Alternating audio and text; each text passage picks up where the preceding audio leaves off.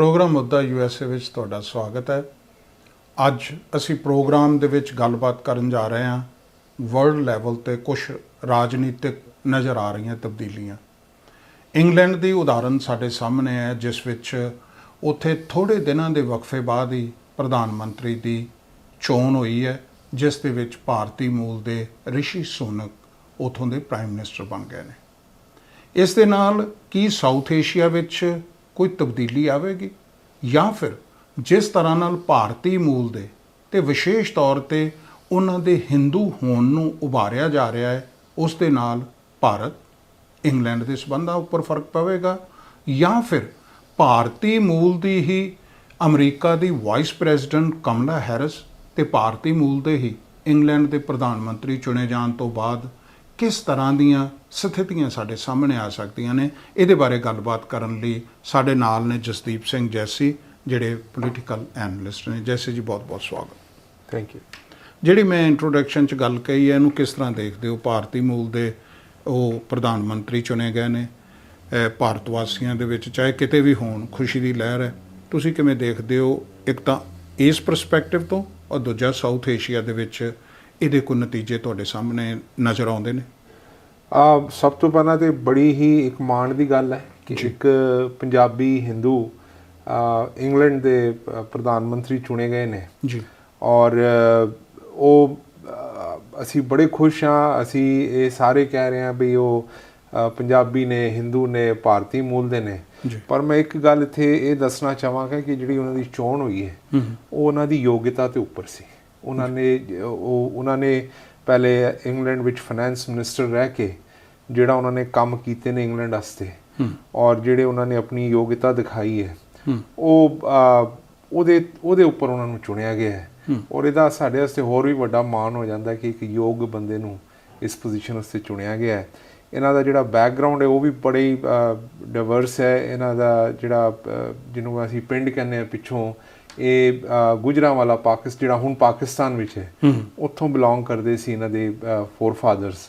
ਉੱਥੋਂ ਇਹ ਪਾਰਟੀਸ਼ਨ ਤੋਂ ਪਹਿਲਾਂ ਕੀਨੀਆ ਗਏ ਸੀ, ਉਸ ਤੋਂ ਬਾਅਦ 60s ਵਿੱਚ ਇੰਗਲੈਂਡ ਮੂਵ ਹੋਏ, ਜਿੱਥੇ ਕਿ 80 ਵਿੱਚ ਰਿਸ਼ੀ ਸੁਨਕ ਜੀ ਦਾ ਉੱਥੇ ਇੰਗਲੈਂਡ ਵਿੱਚ ਜਨਮ ਹੋਇਆ। ਆਪਣੀ ਬੈਚਲਰਸ ਡਿਗਰੀ ਕਰਨ ਤੋਂ ਬਾਅਦ ਇਹ ਸਟੈਨਫੋਰਡ ਵਿੱਚ ਆਏ, ਅਮਰੀਕਾ ਵਿੱਚ ਆਪਣੀ ਮਾਸਟਰਸ ਡਿਗਰੀ ਕਰਨ, ਜਿੱਥੇ ਕਿ ਇੰਡੀਆ ਦੀ ਜਿਹੜੀ ਨੰਬਰ 1 ਉਸ ਵੇਲੇ company C Infosys systems, IT ਵਿੱਚ, ਕੰਪਿਊਟਰ ਪ੍ਰੋਗਰਾਮਿੰਗ ਵਿੱਚ, ਉਹਨਾਂ ਦੀ ਜਿਹੜੇ ਉਹਨਾਂ ਦੇ ਫਾਊਂਡਰ ਸਨ, ਉਹਨਾਂ ਦੀ ਬੇਟੀ ਵੀ ਸਟੈਨਫੋਰਡ 'ਚ ਹੀ ਪੜ੍ਹਦੀ ਸੀ ਇੱਥੇ ਅਮਰੀਕਾ ਵਿੱਚ। ਉੱਥੇ ਇਹ ਮਿਲੇ, ਇਹਨਾਂ ਦੀ ਸ਼ਾਦੀ ਹੋਈ। ਔਰ ਅੱਜ ਇਹਨਾਂ ਦਾ ਇਹ ਵੀ ਇੱਕ ਲਿੰਕ ਹੈ ਇੰਡੀਆ ਨਾਲ ਕਿ ਇੱਕ ਬੜੀ ਵੱਡੀ ਇੰਡੀਆ ਦੀ ਜਿਹੜੀ IT ਫਰਮ ਇਨਫੋਸਿਸ, ਉਸ ਫੈਮਿਲੀ ਨਾਲ ਵੀ ਇਹਨਾਂ ਦਾ ਕਾਫੀ ਮੇਲ ਜੋਲ ਹੈ। ਜੀ ਜੀ। ਜਿੱਥੇ ਤੱਕ ਤੁਸੀਂ ਸਵਾਲ ਪੁੱਛਿਆ ਕਿ ਇਹਦਾ ਭਾਰਤ ਦੇ ਰਿਸ਼ਤਿਆਂ ਨਾਲ ਕਿਸ ਤਰ੍ਹਾਂ ਵੇਖਿਆ ਜਾਂਦਾ ਹੈ, ਭਾਰਤ ਦੇ ਅੱਜ ਕੱਲ੍ਹ ਦੇ ਦੌਰ ਵਿੱਚ, ਇਸ ਮਾਡਰਨ ਯੁੱਗ ਵਿੱਚ ਭਾਰਤ ਦੇ ਜਿਹੜੇ ਰਿਲੇਸ਼ਨਸ਼ਿਪ ਨੇ ਕਿਸੇ ਵੀ ਕੰਟਰੀ ਨਾਲ, ਉਹ ਉਹਨਾਂ ਦੇ ਬਾਇਲੈਟਰਲ ਰਿਲੇਸ਼ਨਸ ਨੇ, ਜਿਹੜੇ ਕਿ ਆਪਣੇ ਆਪਣੀ ਉਹਨਾਂ ਨੇ ਯੋਗਤਾ ਦੇ ਉੱਪਰ ਬਣਾਏ ਹੋਏ ਨੇ। ਜੀ। ਇੱਕ ਪ੍ਰਾਈਮ ਮਿਨਿਸਟਰ ਦਾ ਭਾਰਤੀ ਮੂਲ ਦਾ ਹੋਣਾ ਮੇਰੇ ਹਿਸਾਬ ਨਾਲ ਕੋਈ ਜ਼ਿਆਦਾ ਫਰਕ ਨਹੀਂ ਪੈਂਦਾ, ਕਿਉਂਕਿ at the end of the day ਠੀਕ ਹੈ ਰਿਸ਼ੀ ਸੁਨਕ ਜੀ ਭਾਰਤੀ ਮੂਲ ਦੇ ਨੇ, ਬਟ ਉਹ born and brought up Britain ਵਿੱਚ ਨੇ। ਬ੍ਰਿਟੇਨ ਦੀ ਸਾਰੀ ਉਹਨਾਂ ਨੂੰ ਤਾਲੀਮ ਹੈ।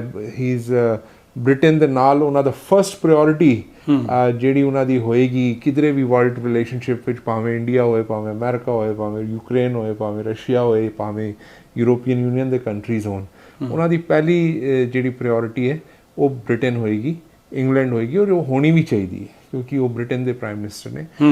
ਔਰ ਇਹਦੇ ਵਿੱਚ ਮੈਂ ਜਿਸ ਤਰ੍ਹਾਂ ਪਹਿਲਾਂ ਵੀ ਅਸੀਂ ਕਮਾਲਾ ਹੈਰਿਸ ਜਦੋਂ ਬਣੇ ਸੀ ਅਮਰੀਕਾ ਦੇ ਵਾਈਸ ਪ੍ਰੈਜ਼ੀਡੈਂਟ, ਕਿਹਾ ਗਿਆ ਸੀ ਵੀ ਬੜਾ ਕੁਛ ਹੋਣਾ ਹੈ, but again at the end of the day ਜਿਹੜੇ ਵੀ ਚੁਣੇ ਜਾਂਦੇ ਨੇ ਉਹਨਾਂ ਦੀ ਪਹਿਲੀ ਪ੍ਰਾਇਓਰਿਟੀ ਆਪਣੀ ਕੰਟਰੀ ਹੁੰਦੀ ਹੈ।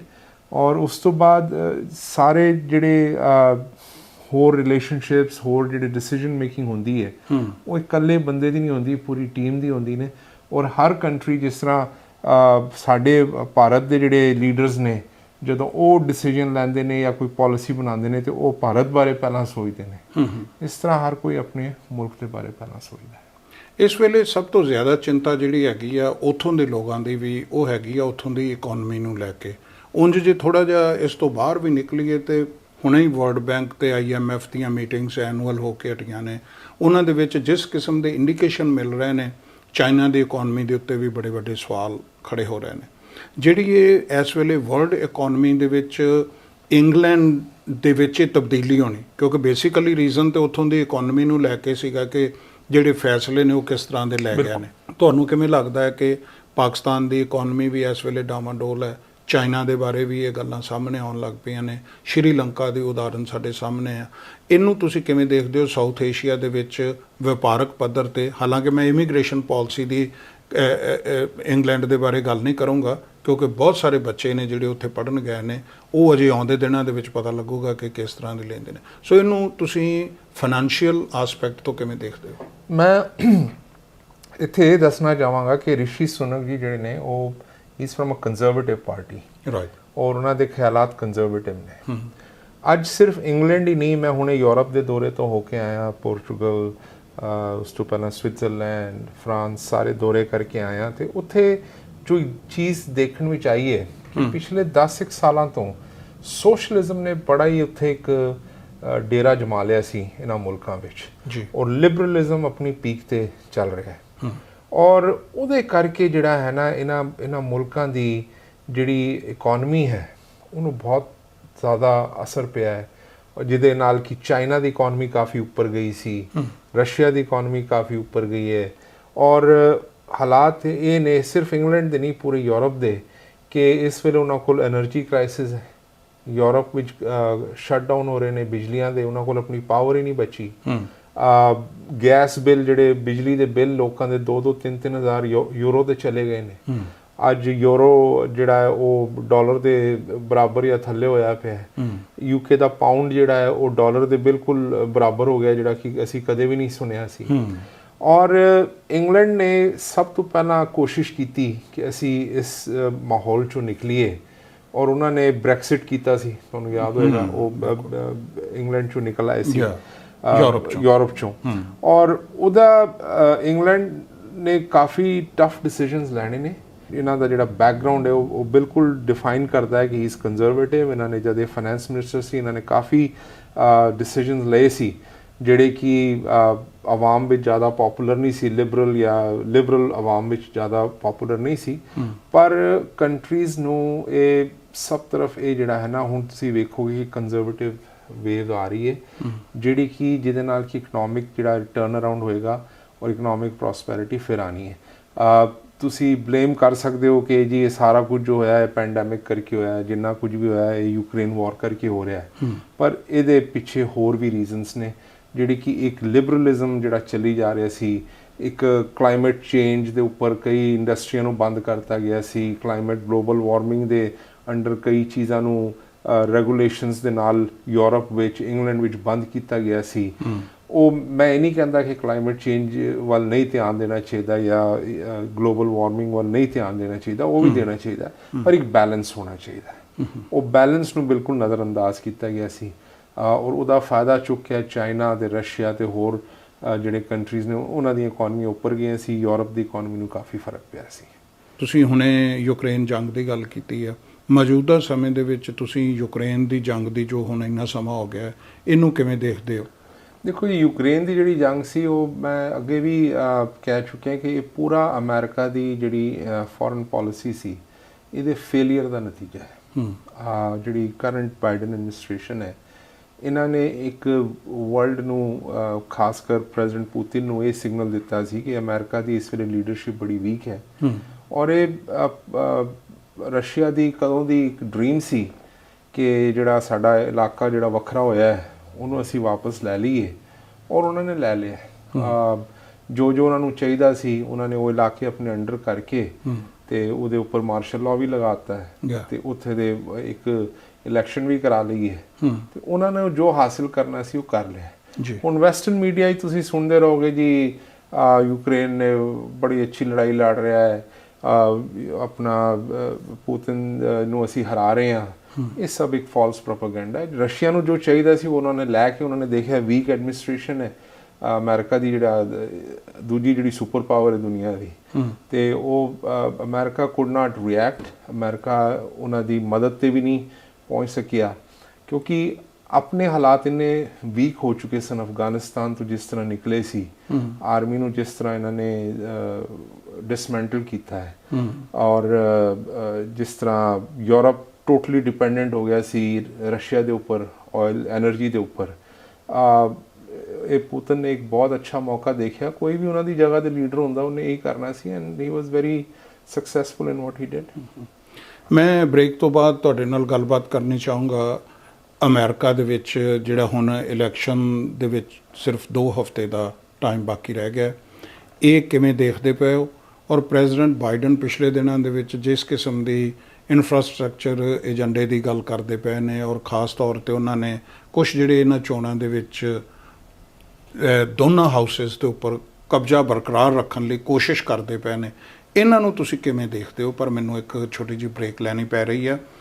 ਬ੍ਰੇਕ ਲੈਣ ਤੋਂ ਪਹਿਲਾਂ ਮੈਂ ਆਪਣੇ ਦਰਸ਼ਕਾਂ ਨੂੰ ਇਹ ਵੀ ਦੱਸਣਾ ਚਾਹਾਂਗਾ ਕਿ ਇੰਗਲੈਂਡ ਦੀ ਚੋਣ ਨੇ ਕਾਫੀ ਸਾਰੇ ਸੰਦੇਸ਼ ਦਿੱਤੇ ਨੇ, ਜਿਨ੍ਹਾਂ ਦੇ ਵਿੱਚੋਂ ਦੁਨੀਆ ਦੇ ਵਿੱਚ ਲੋਕਤੰਤਰ ਤੇ ਉਹਦੇ ਬਾਰੇ ਇੰਗਲੈਂਡ ਦੇ ਲੋਕਾਂ ਨੇ, ਉੱਥੋਂ ਦੇ ਲਾਅ ਮੇਕਰਾਂ ਨੇ ਇੱਕ ਵੱਡਾ ਸੁਨੇਹਾ ਦਿੱਤਾ ਹੈ, ਜਿਸ ਦੇ ਵਿੱਚ ਉਹਨਾਂ ਨੇ ਭਾਰਤੀ ਮੂਲ ਦੇ ਇੱਕ ਹਿੰਦੂ ਨੂੰ ਤੇ ਇਸ ਤੋਂ ਪਹਿਲਾਂ ਲੰਡਨ ਦੇ ਮੁਸਲਿਮ ਮੇਅਰ ਨੂੰ ਇੰਨਾ ਲੰਮਾ ਸਮਾਂ ਇੱਕ ਮੌਕਾ ਦੇ ਕੇ ਸੁਨੇਹਾ ਦਿੱਤਾ ਹੈ, ਜਿਹਦੇ ਨਾਲ ਹੁਣ ਭਾਰਤੀ ਮੂਲ ਦੇ ਇੱਕ ਹਿੰਦੂ ਦੇ ਪ੍ਰਧਾਨ ਮੰਤਰੀ ਬਣਨ ਨਾਲ ਇਹ ਸੁਨੇਹਾ ਤੇ ਇੰਗਲੈਂਡ ਦੇ ਲੋਕਾਂ ਦੀ ਦਰਿਆਦਿਲੀ ਹੋਰ ਪੱਕੀ ਹੋ ਗਈ ਹੈ। ਇਹਦੇ ਤੋਂ ਬਾਕੀ ਦੁਨੀਆ ਕਿਵੇਂ ਸੇਧ ਲੈਂਦੀ ਹੈ, ਇਹ ਤਾਂ ਆਉਂਦੇ ਦਿਨਾਂ ਵਿੱਚ ਵੇਖਣਾ ਹੋਵੇਗਾ। ਪਰ ਅਸੀਂ ਅਗਲੇ ਸੈਗਮੈਂਟ ਦੇ ਵਿੱਚ ਵੇਖਾਂਗੇ ਕਿ ਅਮਰੀਕਾ ਦੀਆਂ ਚੋਣਾਂ ਕਿਸ ਤਰ੍ਹਾਂ ਨੂੰ ਜਾ ਰਹੀਆਂ ਨੇ ਤੇ ਪ੍ਰੈਜ਼ੀਡੈਂਟ ਟਰੰਪ 2024 ਦੀਆਂ ਚੋਣਾਂ ਦੇ ਵਿੱਚ ਅੱਗੇ ਆ ਸਕਦੇ ਨੇ, ਜਾਂ ਹੋਰ ਕਿਹੜੇ ਕੈਂਡੀਡੇਟ ਨੇ ਜਿਨ੍ਹਾਂ ਦੀ ਪੋਸੀਬਿਲਿਟੀ ਹੈ 2024 ਦੀਆਂ ਪ੍ਰੈਜ਼ੀਡੈਂਸ਼ੀਅਲ ਚੋਣਾਂ ਦੇ ਵਿੱਚ। ਪਰ ਇਸ ਛੋਟੀ ਜਿਹੀ ਬ੍ਰੇਕ ਤੋਂ ਬਾਅਦ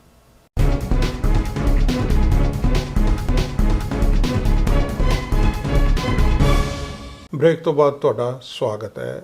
ਅਸੀਂ ਬ੍ਰੇਕ ਤੇ ਜਾਣ ਤੋਂ ਪਹਿਲਾਂ ਗੱਲ ਕਰ ਰਹੇ ਸੀ ਇੰਗਲੈਂਡ ਦੇ ਵਿੱਚ ਪ੍ਰਧਾਨ ਮੰਤਰੀ ਰਿਸ਼ੀ ਸੁਨਕ ਦੇ ਆਉਣ ਨਾਲ ਕਿਸ ਤਰ੍ਹਾਂ ਦੇ ਅਸਰ ਤੇ ਕਿਸ ਤਰ੍ਹਾਂ ਦੇ ਸੁਨੇਹੇ ਦੁਨੀਆ ਦੇ ਵਿੱਚ ਗਏ ਨੇ।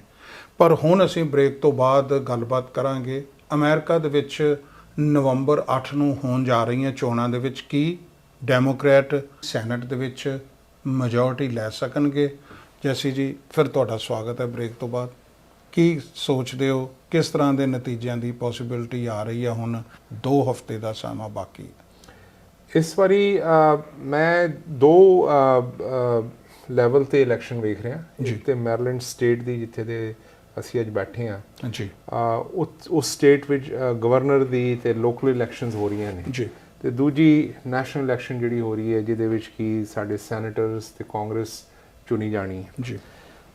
ਲੋਕਲ ਲੈਵਲ ਤੇ ਇਸ ਵਾਰੀ ਜਿਹੜਾ ਸਿਰਫ ਮੈਂ ਮੈਰੀਲੈਂਡ ਦੀ ਗੱਲ ਕਰ ਰਿਹਾ ਕਿ ਮੈਰੀਲੈਂਡ ਵਿੱਚ ਇਸ ਵਾਰੀ ਡੈਮੋਕ੍ਰੈਟਿਕ ਵੇਵ ਆ ਰਹੀ ਹੈ। ਸਾਡਾ ਗਵਰਨਰ ਜਿਹੜਾ ਹੈ ਉਹ ਵੀ ਇਸ ਵਾਰੀ ਤੁਹਾਨੂੰ ਪਤਾ ਹੀ ਹੈ, ਵੈਸਟਮੋਰ ਜਿਹਨਾਂ ਦੇ ਨਾਲ ਇੱਕ ਹੋਰ ਇੰਡੀਅਨ ਮੂਲ ਦੀ ਇੱਕ ਲੈਫਟੀਨੈਂਟ ਗਵਰਨਰ ਨਾਲ ਅਰੁਣਾ ਮਿਲਰ ਉਹਨਾਂ ਦੇ ਨਾਲ, ਔਰ ਉਹਨਾਂ ਦੇ ਚੁਣੇ ਜਾਣ ਦੇ ਵਿੱਚ she will be first lieutenant governor in United States from Indian origin। ਤੇ ਉਹ ਬੜੀ ਵੱਡੀ ਗੱਲ ਹੈ। ਤੇ ਉਹ ਮੈਰੀਲੈਂਡ ਵਿੱਚ ਇਸ ਵਾਰੀ ਪੂਰਾ ਡੈਮੋਕ੍ਰੈਟਸ ਦਾ ਸਵੀਪ ਹੋਣਾ ਹੈ ਜੀ। ਔਰ ਉਹਦਾ ਇੱਕ ਕਾਰਨ ਇਹ ਵੀ ਹੈ ਕਿ ਪਿਛਲੇ 8 ਸਾਲ ਤੋਂ ਇੱਥੇ ਇੱਕ ਰਿਪਬਲਿਕਨ ਗਵਰਨਰ ਸੀ, ਲੈਰੀ ਹੋਗਨ, ਔਰ ਉਹਨਾਂ ਦਾ after 8 years there is a natural ਕਿ ਚੇਂਜ ਹੁੰਦਾ ਹੈ, ਇੱਕ ਸਾਈਕਲ ਹੈ ਕਿ ਲੋਕ ਦੂਸਰੀ ਪਾਰਟੀ ਨੂੰ ਪਸੰਦ ਕਰਨਗੇ।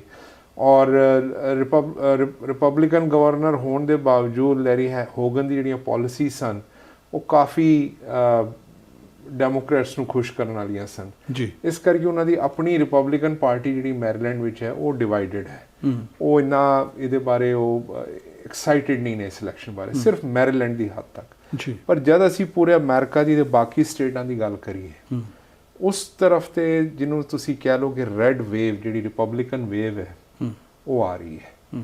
ਅੱਜ ਕਿੰਨੀਆਂ ਹੀ ਸੀਟਾਂ ਤੁਹਾਡੀ ਪੈਨਸਿਲਵੇਨੀਆ 'ਚ ਡਾਕਟਰ ਔਜ਼ ਦੀ ਸੀਟ ਆ ਰਹੀ ਹੈ ਸੈਨੇਟ ਵਾਸਤੇ, ਉਹ ਵੀ ਫਲਿਪ ਹੋ ਰਹੀ ਹੈ। ਕਈ ਗਵਰਨਰਸ ਜਿਹੜੀ ਸਟੇਟਾਂ ਵਿੱਚ ਐਟਲਾਂਟਾ ਦੇ ਜਿਹੜੇ ਜਾਰਜੀਆ ਦੇ ਗਵਰਨਰਸ਼ਿਪ ਦੀ ਰੇਸ ਜਿਹੜੀ ਉਹ ਫਲਿਪ ਹੋਣ ਲੱਗੀ ਹੈ। ਕਾਫੀ ਜਿਹੜੇ ਨੇ ਉਹ ਰਿਪਬਲਿਕਨਸ ਵੇਵ ਆ ਰਹੀ ਹੈ ਔਰ ਇਹਦਾ ਸਿੱਧਾ ਤੇ ਸਿੱਧਾ ਕਾਰਨ ਜਾਂਦਾ ਹੈ ਸਾਡੇ ਲੀਡਰਸ਼ਿਪ ਜਿਹੜੀ ਇਸ ਵੇਲੇ ਜੋ ਬਾਈਡਨ ਦੀ ਹੈ। ਜਿਸ ਤਰ੍ਹਾਂ ਮੈਂ ਪਹਿਲਾਂ ਵੀ ਤੁਹਾਨੂੰ ਕਿਹਾ ਕਿ ਅਮਰੀਕਾ ਦੀ ਇਸ ਵੇਲੇ ਅਮਰੀਕਾ ਨੇ ਵੀ ਉਹੀ ਸੋਸ਼ਲਿਜ਼ਮ ਉਹੀ ਲਿਬਰਲਿਜ਼ਮ ਫੋਲੋ ਕੀਤਾ ਹੈ ਜਿਹੜਾ ਕਿ ਯੂਰਪ ਕਰਦਾ ਰਿਹਾ ਹੈ ਔਰ ਅੱਜ ਜੋ ਉਹਨਾਂ ਦੀ ਇਕਨੋਮਿਕ ਹਾਲਤ ਹੈ ਉਹ ਅੱਜ ਅਮਰੀਕਾ ਦੀ ਵੀ ਉਨੀ ਹੀ ਮਾੜੀ ਹਾਲਾਤ ਹੈ। ਹਾਊਸਿੰਗ ਮਾਰਕੀਟ ਕ੍ਰੈਸ਼ ਹੋ ਚੁੱਕੀ ਹੈ। ਇਨਫਲੇਸ਼ਨ ਜਿਹੜੀ ਤੁਹਾਨੂੰ ਪਤਾ ਹੀ ਹੈ it's going out of the roof ਔਰ ਇੱਕ ਅਮਰੀਕਨ ਆਮ ਆਦਮੀ ਨੂੰ ਇਸ ਵੇਲੇ ਵੀ ਮੇਰੀ ਵਾਲਟ ਵਿੱਚ ਪੈਸੇ ਕਿੱਥੋਂ ਆਣਗੇ, ਮੈਂ ਜੌਬ ਕਿੱਥੋਂ ਕਰਾਂਗਾ ਤਾਂ ਕਿ ਮੈਂ ਬਿੱਲ ਪੂਰੇ ਕਰ ਸਕਾਂ। ਉਹਨੂੰ ਇਹ ਨਹੀਂ ਸੁਣਨਾ ਇਸ ਵੇਲੇ ਵੀ ਅਬੋਰਸ਼ਨ ਲੀਗਲ ਹੈ ਜਾਂ ਨਹੀਂ ਲੀਗਲ, ਜਿਹੜਾ ਕਿ ਡੈਮੋਕ੍ਰੇਟਸ ਮੁੱਦਾ ਬਣਾ ਰਹੇ ਨੇ। ਉਹਨੂੰ ਤਾਂ ਇਹ ਹੈ ਕਿ ਮੇਰੇ ਖਰਚੇ ਕਿਸ ਤਰ੍ਹਾਂ ਪੂਰੇ ਹੋਣਗੇ ਔਰ economy is in dire straits. Country ਦਾ ਫੋਰਨ ਪਾਲਿਸੀ ਲੈਵਲ ਤੇ ਇਸ ਵੇਲੇ ਕੋਈ ਸਟੈਂਡ ਨਹੀਂ ਹੈ। ਇਹ ਜਿਹੜੇ ਪ੍ਰੈਜ਼ੀਡੈਂਟ ਟਰੰਪ ਦੇ ਦੌਰਾਨ ਜਾਂ ਉਸ ਤੋਂ ਪਹਿਲੇ ਇਲੈਕਸ਼ਨਸ ਦੇ ਦੌਰਾਨ ਇੰਡੀਆ ਨਾਲ ਜਿਹੜੇ ਇੱਕ ਬੜੇ ਅੱਛੇ ਸੰਬੰਧ ਸੀ ਉਹ ਇਸ ਵਾਰੀ ਇਹਨਾਂ ਨੇ ਫਿਰ ਪਾਕਿਸਤਾਨ ਨੂੰ F-16 ਦੇ ਪੈਸੇ ਰਿਲੀਜ਼ ਕਰਤੇ। ਫਿਰ ਇੱਕ ਦਿਨ ਪ੍ਰੈਜ਼ੀਡੈਂਟ ਬਾਈਡਨ ਕਹਿੰਦੇ ਨੇ ਜੀ ਪਾਕਿਸਤਾਨ ਬਹੁਤ ਡੇਂਜਰਸ ਕੰਟਰੀ ਹੈ, ਫਿਰ ਅਗਲੇ ਦਿਨ ਪੈਂਟਾਗਨ ਬਾਜਵਾ ਸਾਹਿਬ ਨੂੰ ਇੱਥੇ ਬਹੁਤ ਆਨਰ ਦਿੰਦਾ ਹੈ ਤੇ ਫਿਰ ਉਹ ਸਟੇਟ ਡਿਪਾਰਟਮੈਂਟ ਕਹਿੰਦਾ ਨਹੀਂ ਜੀ ਸਾਡਾ ਪਾਕਿਸਤਾਨ 'ਚ ਪੂਰਾ ਵਿਸ਼ਵਾਸ ਹੈ। ਤੋ ਇਸ ਇਹ ਤਾਂ ਮੈਂ ਪਾਕਿਸਤਾਨ ਦੇ ਇਹਨਾਂ ਨਾਲ ਤੁਹਾਡੀ ਦੱਸੀ ਹੈ ਰਿਲੇਸ਼ਨਸ਼ਿਪ, ਇਹ ਹਰ ਮੁਲਕ ਇਹਨਾਂ ਨੂੰ ਇਸ ਲਈ ਦੇਖ ਰਿਹਾ ਵੀ ਇਹਨਾਂ ਦੇ ਮੈਸੇजेस ਕੀ ਜਾ ਰਹੇ ਨੇ ਔਰ ਪ੍ਰੈਜ਼ੀਡੈਂਟ ਬਾਈਡਨ ਜਿਹੜੇ ਨੇ ਵਾਹਿਗੁਰੂ ਉਹਨਾਂ ਨੂੰ ਲੰਮੀ ਉਮਰ ਤੇ ਸਿਹਤ ਦੇ, ਪਰ ਇਸ ਵੇਲੇ ਉਹ ਕੰਪੀਟੈਂਟ ਨਹੀਂ ਨਜ਼ਰ ਆ ਰਹੇ। ਹੁਣ 2 ਹਫ਼ਤੇ ਪਹਿਲੇ ਉਹਨਾਂ ਨੇ ਇੱਕ ਪ੍ਰੈਸ ਬਰੀਫਿੰਗ 'ਚ ਕਿਹਾ ਕਿ ਮੇਰਾ ਬੇਟਾ ਜਿਹੜਾ ਸੀ ਉਹ ਇਰਾਕ ਦੀ ਜੰਗ ਵਿੱਚ ਮਾਰਾ ਗਿਆ, ਪਰ ਅਸਲੀਅਤ ਇਹ ਕਿ ਉਹਨਾਂ ਦੀ ਜਿਹੜੀ ਹੈ ਕੈਂਸਰ ਹੋਣ ਨਾਲ ਉਹਨਾਂ ਦੀ ਡੈਥ ਹੋਈ ਸੀ ਔਰ ਉਹ ਪਤਾ ਨਹੀਂ ਕਿਸ ਖਿਆਲ ਵਿੱਚ ਉਹਨਾਂ ਨੇ ਕਹਿਤਾ ਕਿ ਉਹ ਇਰਾਕ ਵਿੱਚ ਸ਼ਹੀਦ ਹੋ ਗਏ ਸੀ। ਇੱਕ ਹੋਰ ਉਹਨਾਂ ਲੜੇ ਹੈਗੇ ਸੀ ਪਰ ਉਸ ਤੋਂ ਬਾਅਦ ਉਹ ਅਟਰਨੀ ਜਨਰਲ ਬਣੇ ਸੀ ਡੈਲਾਵੇਅਰ ਦੇ। ਉਸ ਤੋਂ ਬਾਅਦ ਕੈਂਸਰ ਦਾ ਡਾਇਗਨੋਸਿਸ ਹੋਇਆ ਸੀ ਔਰ ਬੜੀ ਉਹ ਦੁਖਦ ਘਟਨਾ ਸੀ, ਪਰ ਉਹ ਇਰਾਕ ਵਿੱਚ ਨਹੀਂ ਸ਼ਹੀਦ ਹੋਏ ਸੀ। ਉਸ ਤੋਂ ਬਾਅਦ ਉਹ ਇੱਕ ਹੋਰ ਪ੍ਰੈਸ ਕਾਨਫਰੰਸ ਵਿੱਚ ਗਏ ਸੀ ਤੇ ਉੱਥੇ ਉਹਨਾਂ ਨੇ ਇੱਕ ਬਿੱਲ ਪੇਸ਼ ਕੀਤਾ ਸੀ ਤੇ ਉਹਦੇ ਵਿੱਚ ਉਹ ਕਹਿੰਦੇ ਨੇ ਆਡੀਅנס ਵਿੱਚ ਕਿ ਉਹ ਸੈਨੇਟਰ ਕਿੱਥੇ ਹੈ ਤੇ ਜੋ ਕਿ 2 ਮਹੀਨੇ ਪਹਿਲੇ ਕਾਰ ਐਕਸੀਡੈਂਟ ਵਿੱਚ ਉਹਨਾਂ ਦੀ ਡੈਥ ਹੋ ਚੁੱਕੀ ਸੀ। ਉਹ ਉਹਨਾਂ ਨੂੰ ਆਡੀਅנס ਵਿੱਚ ਲੱਭ ਰਹੇ ਸੀ। ਜਦੋਂ ਇੱਕ ਸੁਪਰ ਪਾਵਰ ਜਿਹੜਾ ਹੋਏ ਮੁਲਕ ਜਿਹਦੇ ਵੱਲ ਦੁਨੀਆ ਦੇਖਦੀ ਹੋਏ ਕਿ ਅਗਲਾ ਇਹਨਾਂ ਦਾ ਕੀ ਡਿਸੀਜਨ ਆਣਾ ਹੈ, ਜਿਸ ਮੁਲਕ ਨੂੰ ਜ਼ੁਕਾਮ ਲੱਗ ਜਾਏ ਤੇ ਬਾਕੀ ਮੁਲਕਾਂ ਨੂੰ ਨਿਮੋਨੀਆ ਹੋ ਜਾਂਦਾ ਹੈ, ਉਸ ਮੁਲਕ ਦਾ ਲੀਡਰਸ਼ਿਪ ਇੰਨਾ ਵੀਕ ਔਰ ਇੰਨਾ ਕਨਫਿਊਜ਼ ਨਜ਼ਰ ਆਏ ਤੇ ਫਿਰ ਦੁਨੀਆ ਵਿੱਚ ਇਹ ਚੀਜ਼ਾਂ ਜਿਹੜੀਆਂ ਅੱਜ ਅਸੀਂ ਵੇਖ ਰਹੇ ਹਾਂ, ਇਕਨੋਮਿਕ ਹਾਲਾਤ ਜਿਹੜੇ ਖਰਾਬ ਹੋ ਰਹੇ ਨੇ, ਜਿਹੜੀ ਵਾਰਸ ਚੱਲ ਰਹੀਆਂ ਨੇ, ਇਹਦਾ ਫਿਰ ਡਾਇਰੈਕਟ ਨਤੀਜਾ ਹੁੰਦਾ ਹੈ ਤੇ ਇਹ ਅਮਰੀਕਨਸ ਵੀ ਸਮਝ ਰਹੇ ਨੇ। ਹੁਣ ਅਮਰੀਕਨਸ ਦੀ ਆਪਣੀ ਜੇਬ ਤੇ ਅਸਰ ਪੈ ਰਿਹਾ ਹੈ ਔਰ ਆਪਣੇ ਇਨਫਰਾਸਟ੍ਰਕਚਰ ਤੇ ਵੇਖ ਰਹੇ ਨੇ ਕਿ ਕੰਟਰੀ ਕਿਸ ਤਰਫ ਜਾ ਰਿਹਾ ਹੈ। ਕ੍ਰਾਈਮ ਅਮਰੀਕਾ 'ਚ ਚਰਮ ਸੀਮਾ ਤੇ ਪਹੁੰਚ ਚੁੱਕਿਆ ਕਿ ਤੁਸੀਂ ਅੱਜ ਸੇਫ ਨਹੀਂ ਹੋ ਕਿ ਆਪਣੀ ਗੱਡੀ ਵੀ ਬੈਠੇ ਹੋ ਤੇ ਕੋਈ ਆ ਕੇ ਤੁਹਾਨੂੰ ਗੱਡੀ ਸਮੇਤ ਹੀ ਕਿਡਨੈਪ ਕਰ ਲਏਗਾ। ਨਿਊਯਾਰਕ ਵਿੱਚ ਤੁਸੀਂ ਵੇਖ ਰਹੇ ਹੋ ਆ ਕੇ ਤੁਹਾਨੂੰ ਧੱਕਾ ਮਾਰਦੇ ਨੇ, ਗੱਡੀ ਦੇ ਸਾਹਮਣੇ ਸੁੱਟ ਦਿੰਦੇ ਨੇ, ਟ੍ਰੇਨ ਦੇ ਸਾਹਮਣੇ। ਸਾਡੇ ਆਪਣੀ ਕਮਿਊਨਿਟੀ ਵਿੱਚ ਸਾਡੇ ਕਿੰਨੇ ਹੀ ਬੱਚੇ ਸਾਡੇ ਬਿਜ਼ਨੈਸਿਸ ਲੁੱਟੇ ਜਾ ਰਹੇ ਨੇ ਔਰ ਪੁਲਿਸ ਬਿਲਕੁਲ ਇੱਕ ਤਰਫ ਦੀ ਪਿੱਛੇ ਕਰਤੀ ਗਈ ਕਿ ਪੁਲਿਸ ਇਨਵੋਲਵ ਹੀ ਨਹੀਂ ਹੋ ਰਹੀ। ਤੇ ਇਹ ਸੋਸ਼ਲ ਫੈਬਰਿਕ ਜਿਹੜਾ ਲਿਬਰਲਿਜ਼ਮ ਦਾ ਸੀ, ਇਸ ਤੋਂ ਹੁਣ ਅਮਰੀਕਨਸ ਵੀ ਤੰਗ ਆ ਚੁੱਕੇ ਨੇ ਔਰ ਇਹਦਾ ਤੁਸੀਂ ਨਤੀਜਾ ਬਿਲਕੁਲ ਇਸ ਇਲੈਕਸ਼ਨ ਵਿੱਚ ਦੇਖੋਗੇ ਕਿ ਕਲੀਨ ਰਿਪਬਲਿਕਨ ਕੰਜ਼ਰਵੇਟਿਵ ਸਵੀਪ ਆਏਗੀ। ਇਲੀਗਲ ਇਮੀਗ੍ਰੇਸ਼ਨ ਦੇਖ, ਮੈਂ ਉੱਥੇ ਹੀ ਆਉਂਦਾ 2 ਮਿਲੀਅਨ ਇਸ ਸਾਲ ਆ ਗਏ ਨੇ, 2 ਮਿਲੀਅਨ। ਮੈਂ ਇਹੀ ਮੇਰਾ ਅਗਲਾ ਤੁਹਾਨੂੰ ਸਵਾਲ ਸੀਗਾ ਕਿ ਇਹ ਤਾਂ ਹੈਗੀਆਂ ਨੇ ਜਿਹੜੀਆਂ ਚੀਜ਼ਾਂ ਪ੍ਰੈਜ਼ੀਡੈਂਟ ਬਾਈਡਨ ਦਾ ਭੁੱਲ ਜਾਣਾ ਜਾਂ ਪ੍ਰੈਜ਼ੀਡੈਂਟ ਬਾਈਡਨ ਦੀਆਂ ਕੁਝ ਅਜਿਹੀਆਂ ਗੱਲਾਂ ਜਿਨ੍ਹਾਂ ਦੇ ਉਹਨਾਂ ਦੀ ਉਮਰ ਦੇ ਨਾਲ ਵੀ ਤਕਾਜ਼ਾ ਹੋ ਸਕਦਾ ਹੈ, ਪਰ ਇਮੀਗ੍ਰੇਸ਼ਨ ਪਾਲਿਸੀ ਦੇ ਵਿੱਚ ਜਿਨ੍ਹਾਂ ਦੇ ਵਿੱਚੋਂ ਹੁਣ ਟੈਕਸਸ ਦੇ ਗਵਰਨਰ ਬੱਸਾਂ ਭਰ ਕੇ ਨਿਊਯਾਰਕ ਇੱਥੇ ਵਾਸ਼ਿੰਗਟਨ DC 'ਚ ਭੇਜੀ ਜਾ ਰਹੇ ਨੇ, ਉਹਨਾਂ ਨੂੰ ਵੀ ਕੰਟਰੋਲ ਕਰਨ ਦੇ ਵਿੱਚ ਕਾਫੀ ਹੱਦ ਤੱਕ ਅਸਫਲ ਰਹੇ ਨੇ। ਜੇ ਅਸੀਂ ਅਮਰੀਕਾ ਦੇ ਵਿੱਚ ਇਸ ਵੇਲੇ ਇਹਨਾਂ ਨੇ ਇੱਕ ਅਗਲੀ ਗੱਲ ਜਿਹੜੀ ਤੋਰੀ ਆ ਕਿ ਮੈਨੂਫੈਕਚਰਿੰਗ ਦੇ ਲੈਵਲ ਤੇ ਚਿਪ ਬਣਾਉਣੀਆਂ ਸ਼ੁਰੂ ਕਰਨੀਆਂ, ਜਾਂ ਬੈਟਰੀਆਂ ਬਣਾਉਣੀਆਂ ਸ਼ੁਰੂ ਕਰਨੀਆਂ। 2030 ਤੱਕ ਇਹਨਾਂ ਨੇ ਸੋਚਿਆ ਕਿ 50% ਜਿਹੜੀ ਇਲੈਕਟ੍ਰੋਨਿਕ ਕਾਰਾਂ ਦੇ ਨਾਲ ਅਸੀਂ ਪੋਲਿਊਸ਼ਨ ਤੇ ਇਨਵਾਇਰਨਮੈਂਟ ਨੂੰ ਠੀਕ ਕਰਨ ਦੀ ਕੋਸ਼ਿਸ਼ ਕਰਨੀ ਆ।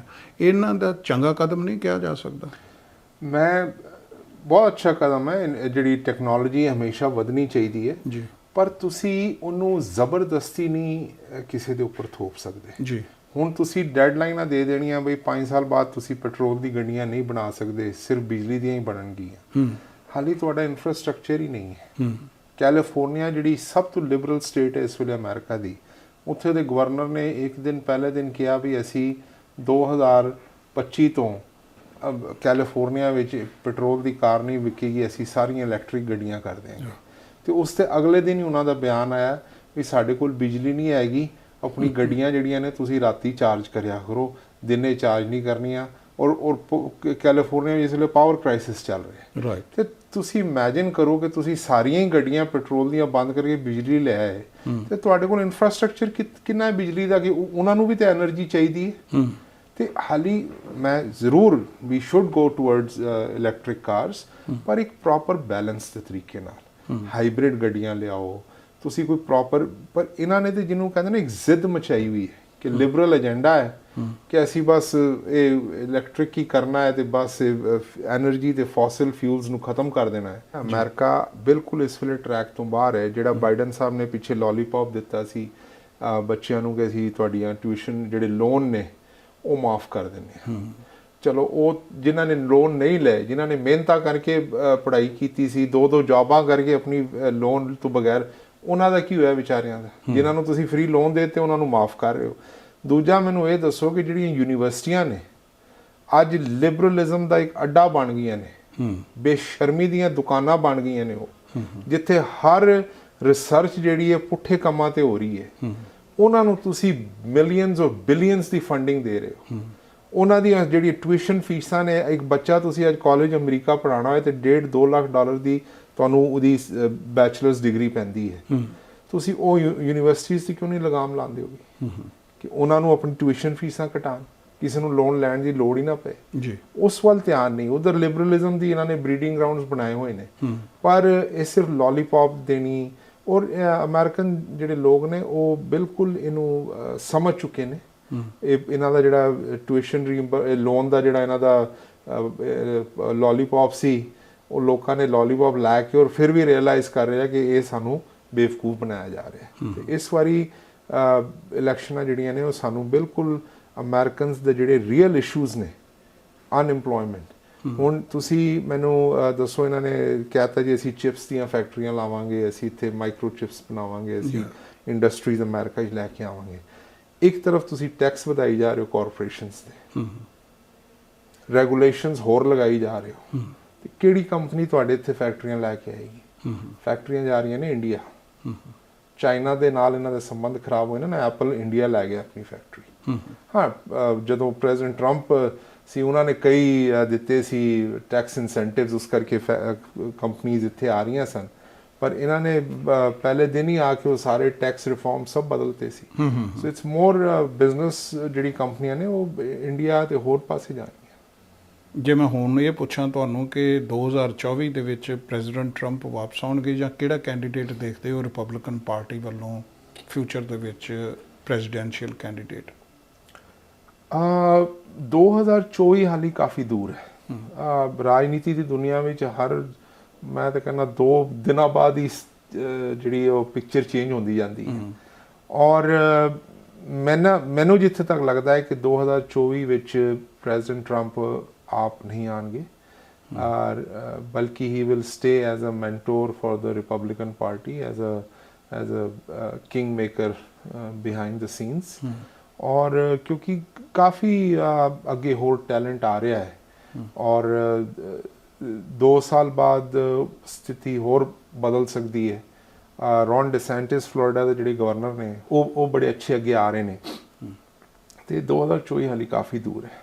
ਔਰ ਜਦੋਂ ਵੀ ਡੋਨਲਡ ਟਰੰਪ ਅੱਗੇ ਆਉਂਦੇ ਨੇ, ਇੱਕ ਜਿਹੜੇ ਲਿਬਰਲ ਤੇ ਸੋਸ਼ਲਿਸਟ ਜਿਹੜਾ ਹੈਗਾ ਤਬਕਾ, ਉਹ ਇੰਨਾ ਕੁ ਰਾਈਲ ਅਪ ਹੋ ਜਾਂਦਾ ਹੈ, ਇੰਨਾ ਕੁ ਜਿਹਨੂੰ ਕਹਿੰਦੇ ਨੇ ਨਾ ਉਹਨਾਂ ਦੇ ਅੰਦਰ ਗੁੱਸਾ ਆ ਜਾਂਦਾ ਹੈ ਕਿ ਉਹ ਅਮਰੀਕਾ ਵਾਸਤੇ ਅੱਛੀ ਗੱਲ ਨਹੀਂ ਹੈ। ਤੇ ਹੋ ਸਕਦਾ ਹੈ ਪ੍ਰੈਜ਼ੀਡੈਂਟ ਟਰੰਪ ਅਮਰੀਕਾ ਵਾਸਤੇ ਕਹਿਣ ਬਈ ਮੇਰੇ ਆਉਣ ਨਾਲ ਇਹ ਜਿਹੜੇ ਆਪੋਜੀਸ਼ਨ ਨੇ ਉਹ ਇੰਨਾ ਕੁ ਗੁੱਸੇ ਵਿੱਚ ਆ ਜਾਂਦੇ ਨੇ ਕਿ ਅਮਰੀਕਾ ਨੂੰ ਡੈਮੇਜ ਕਰਨਾ ਸ਼ੁਰੂ ਕਰ ਦਿੰਦੇ he might give the button to somebody else. ਗੱਲਾਂ ਬਹੁਤ ਸਾਰੀਆਂ ਅਜੇ ਰਹਿ ਗਈਆਂ ਨੇ ਪਰ ਸਮਾਂ ਇਜਾਜ਼ਤ ਨਹੀਂ ਦੇ ਰਿਹਾ। ਅਸੀਂ ਇਸ ਪ੍ਰੋਗਰਾਮ ਦੇ ਵਿੱਚ ਇੱਥੇ ਇਜਾਜ਼ਤ ਲਵਾਂਗੇ। ਅਜੇ 2024 ਦੀਆਂ ਬੇਸ਼ੱਕ ਪ੍ਰੈਜ਼ੀਡੈਂਸ਼ੀਅਲ ਇਲੈਕਸ਼ਨਸ ਦੂਰ ਨੇ ਪਰ ਇੱਥੋਂ ਦੀਆਂ ਮੱਧਵਰਤੀ ਚੋਣਾਂ 8 ਨਵੰਬਰ ਨੂੰ ਹੋਣ ਜਾ ਰਹੀਆਂ ਨੇ, ਜਿਹਦੇ ਵਿੱਚ ਪੰਜਾਬੀ ਤੇ ਖਾਸ ਕਰਕੇ ਸਿੱਖ ਭਾਈਚਾਰਾ ਬਾਹਰ ਨਿਕਲ ਕੇ ਵੋਟ ਪਾ ਕੇ ਆਪਣੀ ਹਾਜ਼ਰੀ ਤੇ ਆਪਣੀ ਪ੍ਰੈਜ਼ੈਂਸ ਸ਼ੋਅ ਕਰ ਸਕਦਾ ਹੈ। ਪਰ ਆਉਂਦੇ ਦਿਨਾਂ ਦੇ ਵਿੱਚ ਰਾਜਨੀਤਿਕ ਚਿੱਤਰਪਟ ਦੇ ਉੱਤੇ ਕਿਸ ਤਰ੍ਹਾਂ ਦੀ ਤਸਵੀਰ ਸਾਹਮਣੇ ਆਉਂਦੀ ਆ ਇਹਦੇ ਬਾਰੇ ਮੁੜ ਗੱਲ ਕਰਾਂਗੇ। ਪਰ ਫਿਲਹਾਲ ਅਸੀਂ ਇੱਥੇ ਹੀ ਤੁਹਾਡੇ ਤੋਂ ਇਜਾਜ਼ਤ ਲਵਾਂਗੇ। ਤੁਹਾਡਾ PTC ਨਾਲ ਜੁੜੇ ਰਹਿਣ ਲਈ ਬਹੁਤ ਬਹੁਤ ਧੰਨਵਾਦ। ਤੁਹਾਡਾ ਵੀ ਜੈਸੀ ਜੀ ਬਹੁਤ ਬਹੁਤ ਧੰਨਵਾਦ।